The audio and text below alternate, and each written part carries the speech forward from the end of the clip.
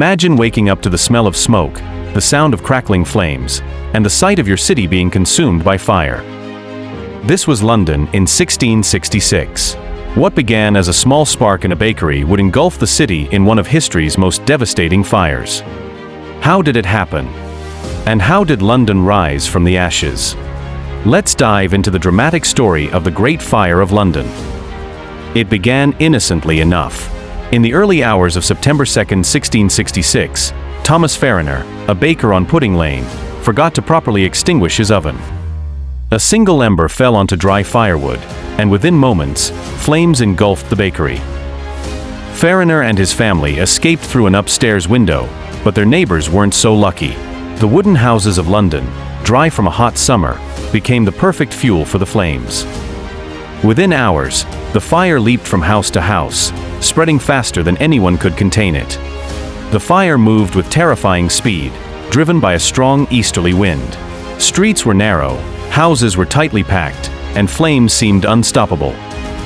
Panic spread as families fled with whatever they could carry, leaving behind their homes and livelihoods.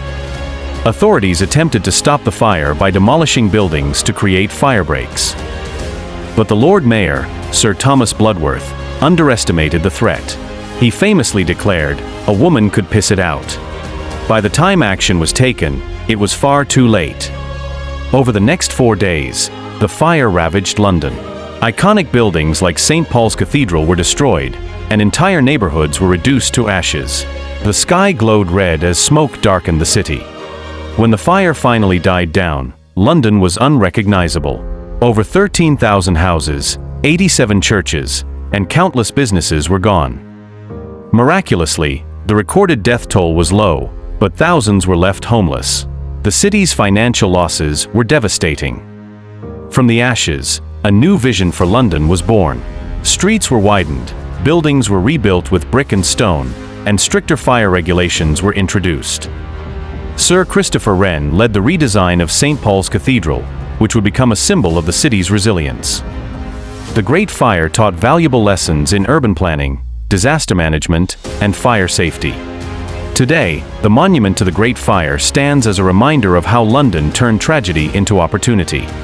The Great Fire of London was more than a disaster, it was a turning point. It reshaped the city, proving that even in the face of destruction, resilience and determination can lead to transformation. What can we learn from this story of survival and renewal? Share your thoughts in the comments, and don't forget to like and subscribe for more incredible stories from history. Thank you for watching. Stay tuned for more tales that inspire and educate.